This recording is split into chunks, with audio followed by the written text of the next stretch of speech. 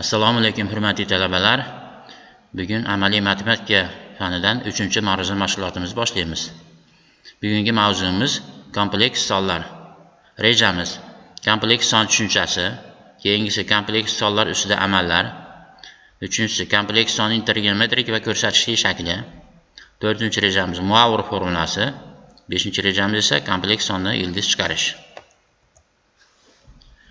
Avvalo kompleks son tushunchasi bilan tanishib o'tamiz. Z kompleks son deb ma'lum tartibda berilgan x va y haqiqiy sonlar juftiga aytiladi va z barobar qarshida x, y yoki z barobar x plus y deb yoziladi. Bu yerda x, y haqiqiy sonlar, y esa mavhum birlik, kvadrati minus 1 ga teng bo'lgan mavhum birlik. X, y larga mos ravishda kompleks sonning haqiqiy va mavhum qismlari deyiladi. Z1 barobar x1 y1 va z2 barobar x2 y2 kompleks sonlarda x1 x2 ga y1 y2 ga teng bo'lsagina z1 barobar z2 bo'ladi. Z barobar x plus y kompleks son 0 ga teng bo'ladi, faqat x ham y ham 0 ga teng bo'lganda. Ya'ni mavhum qism ham haqiqiy qism ham 0 ga teng bo'lgandagina kompleks son 0 ga teng bo'ladi. Kompleks sonlar uchun katta va kichik tushunchalari kiritilmagan. Mavhum qismlarning ishorasi bilan farq qiluvchi x plus y va x minus y sonlarga qo'shma kompleks sonlar deyiladi. Haqiqiy va mavhum qismlarning ishorasi bilan farq qiluvchi x plus y va minus x minus y sonlarga esa qarama-qarshi kompleks sonlar deyiladi. Har bir z barobar x plus y kompleks sonni geometrik jihatdan ox y koordinatlar tekisligining m x y nuqtasi bilan ifodalash mumkin. Bu yerda x kompleks sonning argumenti, y ham argumenti deyiladi. Shuningdek, koordinatlar tekisligining har bir mx y nuqtasi z barobar x plus y kompleks sonning geometrik ta'siri deb qarash mumkin.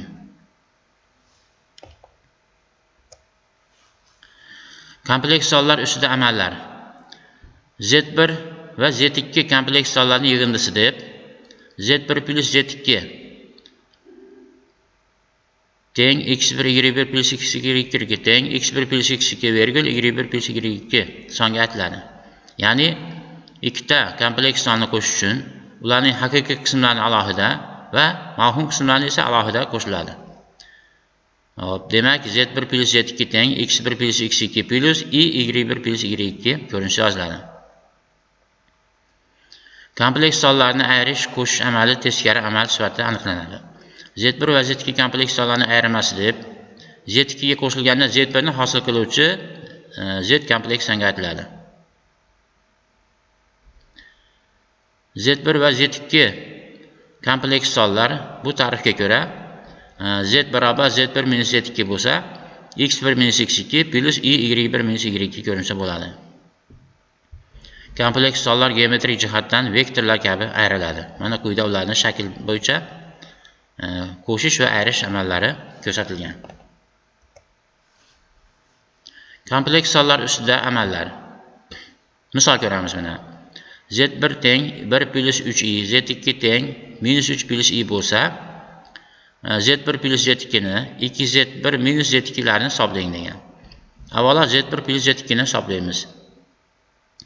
Uning uchun haqiqiy qismlarini qo'shadigan bo'lsak, 1 ga minus 3 ni qo'shib minus 2 chiqaryapmiz. 3 ga 1 ni qo'shib 4 chiqaryapmiz. Natijada minus 2 plus 4y hosil bo'lyapti.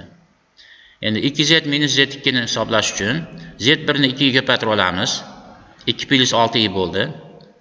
Undan Z2 ni ayirsak 5 plus 5y ko'rinishda bo'lyapti.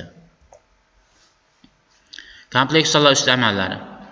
Z1 va Z2 kompleks sonlarning ko'paytmasi deb Z1 ko'paytiruv Z2 teng Z teng x1 x2 minus y1 y2 x2 y2 minus y1 x2 songa aytiladi.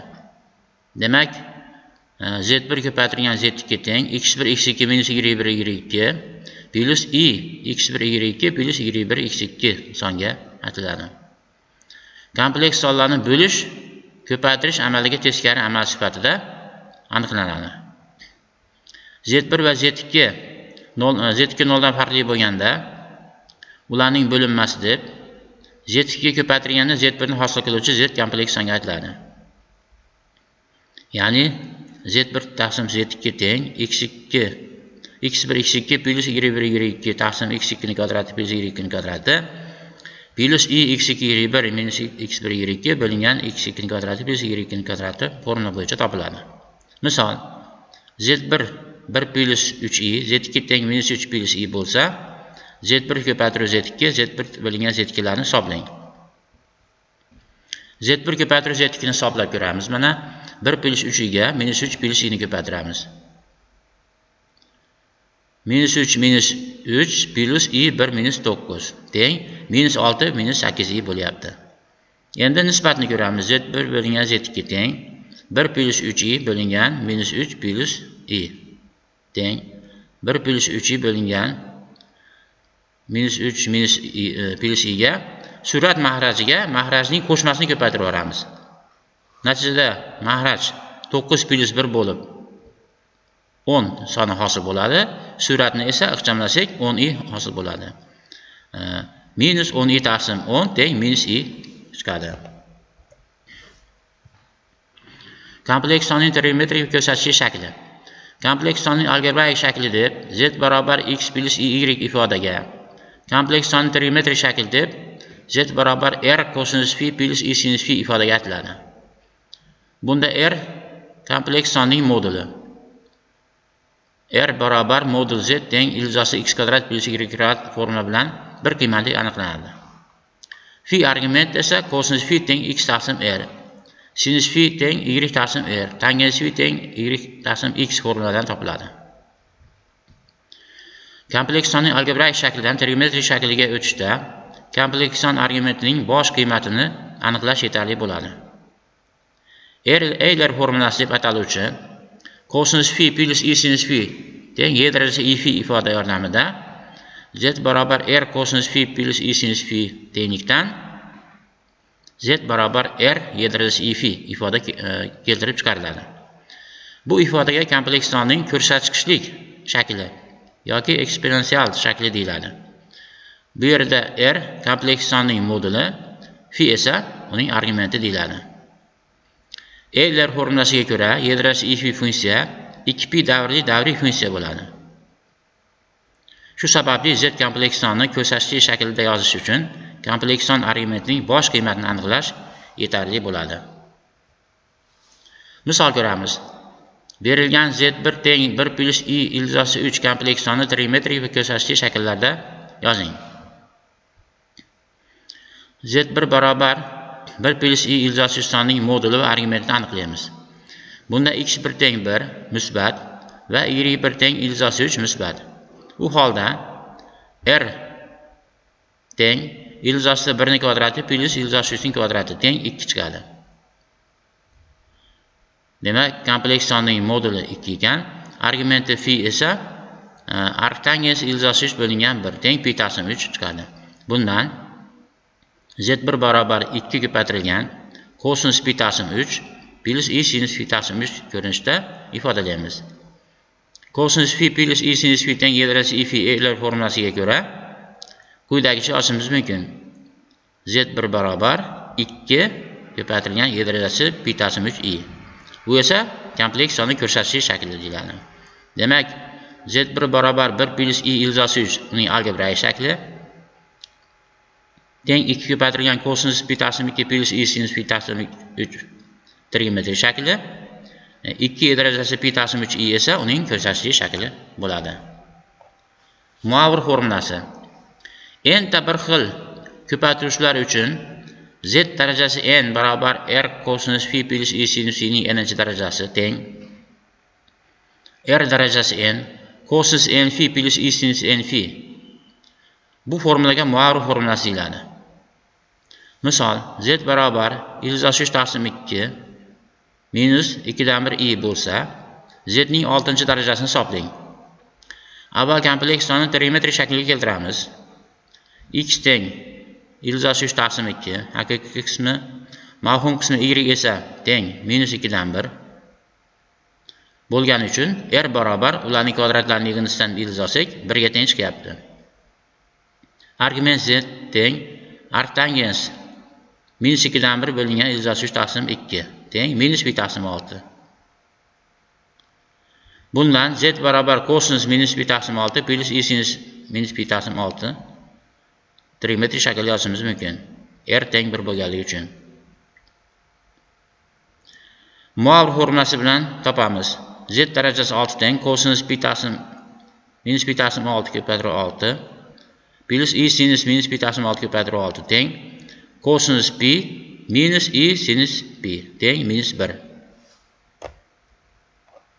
Kompleks sondan ildiz chiqarish. Kompleks sondan n'inchi darajali ildiz chiqarish n'inchi natural darajaga ko'tarish amaliga teskari amal sifatida aniqlanadi. Z kompleks sondan n'inchi ildiz chiqarish deb W darajasi n teng z tenglikni qanoatlantiruvchi W kompleks soniga aytiladi. Z barobar R kosinus phi plus I sinus phi kompleks sonidan W teng n'inchi darajali izosida Z ildiz chiqarish quyidagi formula bilan topiladi. WK teng n'inchi darajali izosida R kosinus phi plus I sinus phi teng n'inchi darajali izosida R qavs ochamiz kosinus phi plus 2kp bo'lingan n plus I sinus phi plus 2kp bo'lingan n.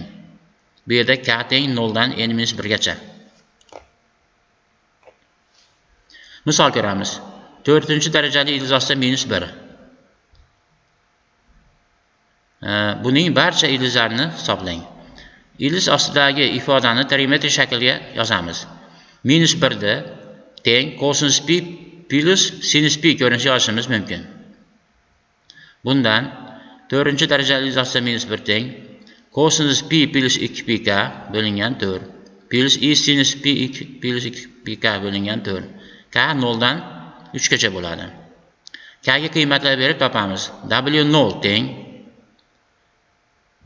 kosinus pi taqsim 4 plus i sinus pi taqsim 4 teng ildiz 2 taqsim 2 1 plus i chiqyapti. W1 teng ildiz 2 bo'lingan 2 minus 1 plus i chiqyapti. W2 teng kosinus 5 pi taqsim 4 plus i sinus 5 pi taqsim 4 teng ildiz 2 taqsim 2 minus 1 minus i. W3 teng ildiz 2 bo'lingan 2 1 minus i. Mana 4 ta ildizni chiqaryapmiz. Bu ildiz esa o'ng tomondagi shaklda ham tasvirlangan. Bu ildizlar Z kompleks tekisligida birlik aylanaga ichkizilgan muntazam to'rtburchakning, ya'ni kvadratning uchlarida yotadi. Shuning bilan bugungi ma'ruza darsimizni yakunlaymiz. Keyingi darslarimizda ko'rishguncha salomat bo'linglar.